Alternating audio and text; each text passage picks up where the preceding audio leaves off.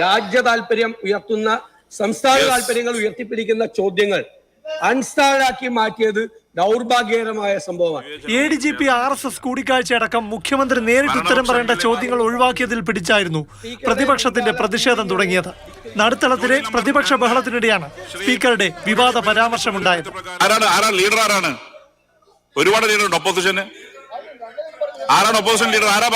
ആരാണ് ഇവിടെ പ്രതിപക്ഷ നേതാവെന്ന സ്പീക്കറുടെ ചോദ്യം പ്രതിപക്ഷ നേതാവിന് കൊണ്ടു. സർക്കാരിന്റെ താല്പര്യങ്ങൾ സംരക്ഷിച്ച് സ്പീക്കറുടെ കസേരയിൽ ഇരുന്നതിന്റെ കുറ്റബോധം കൊണ്ടാണ് അങ്ങ് എന്നോട് ചോദിച്ചത് ആരാണ് പ്രതിപക്ഷ നേതാവ്. അഭിമാന പ്രശ്നമായി വിഷയത്തിൽ കടിച്ചു തൂങ്ങിയ പ്രതിപക്ഷത്തെ ഭരണപക്ഷം നന്നായി പ്രകോപിപ്പിച്ചു. VD സതീശന്റെ നിലവാരമാണെന്ന് മുഖ്യമന്ത്രി തന്നെ അതിന് നേതൃത്വം നൽകി. നിലവാരമില്ലാത്ത ഒരു പ്രതിപക്ഷ നേതാവാണ് താൻ എന്ന് അദ്ദേഹം പല ഘട്ടങ്ങളിലുള്ള നടപടികളിലൂടെ ഇവിടെ തെളിയിച്ചിട്ടുണ്ട്. അത് എത്രമാത്രം ഈ തരത്തിൽ അധപ്പതിക്കാം എന്നതാണ് പ്രതിപക്ഷ നേതാവിന്റെ ഈ വാക്കുകൾ തെളിയിക്കുന്നത്.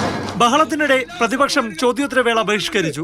പ്രതിപക്ഷത്തിന്റെ അവകാശങ്ങളാണ് അങ്ങ് ഹനിച്ചത് സാർ, അതുകൊണ്ട് ഞങ്ങൾ ഈ ചോദ്യോത്തരവേള ഞങ്ങൾ ബഹിഷ്കരിക്കും. കേൾക്കണം ബഹുമാനപ്പെട്ട പ്രതിപക്ഷ നേതാവ്.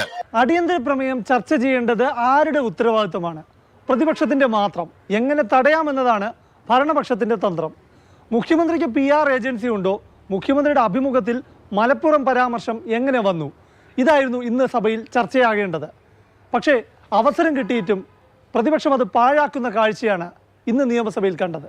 സർ, ബോധപൂർവം ചില തെറ്റിദ്ധാരണകൾ സൃഷ്ടിക്കാനുള്ള ശ്രമങ്ങൾ നടന്നുകൊണ്ടിരിക്കുന്ന ഒരു സാഹചര്യത്തിൽ അടിയന്തരമായി ചർച്ച ചെയ്ത് കളിയാണ്.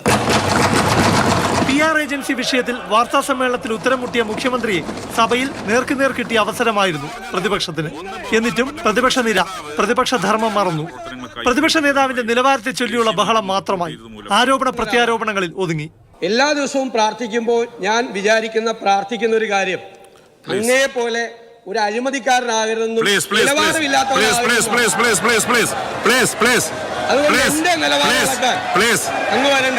പിണറായി വിജയൻ ആരാണ്, VD സതീശൻ ആരാണ് എന്നതിനെ കുറിച്ചൊക്കെ എല്ലാവർക്കും ധാരണയുണ്ട്.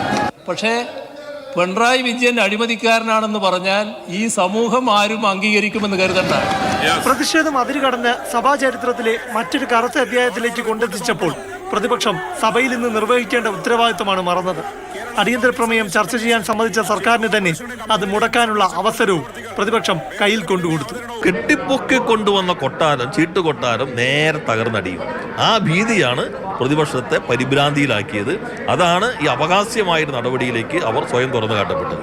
മുഖ്യമന്ത്രിയുടെ മുഖത്ത് നോക്കി പ്രതിപക്ഷ നേതാവ് അഴിമതിക്കാരനെന്ന് വിളിച്ചു, വലിയ പ്രതിഷേധങ്ങൾ ഉയർത്തി. പക്ഷേ ഇതെല്ലാം അടിയന്തര പ്രമേയം ചർച്ച ചെയ്യുന്ന സമയത്തും പ്രതിപക്ഷത്തിന് ഉയർത്താവുന്ന കാര്യങ്ങളാണ്.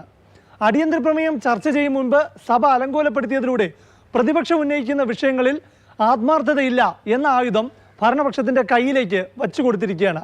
ഈ പ്രതികരണത്തിൽ എല്ലാമുണ്ട്. ഇനി ഈ സഭാ സമ്മേളന കാലത്ത് സഭയിൽ തന്നെ അവർ വരാൻ ധൈര്യപ്പെടുമെന്ന് എനിക്കറിയില്ല. വന്നാൽ പോലും ഇനി അടിയന്തര പ്രമേയമായിട്ട് വരാൻ സാധ്യതയില്ല. നിയമസഭയിൽ നിന്നും പ്രശാന്ത് കൃഷ്ണ, മാതൃഭൂമി ന്യൂസ്.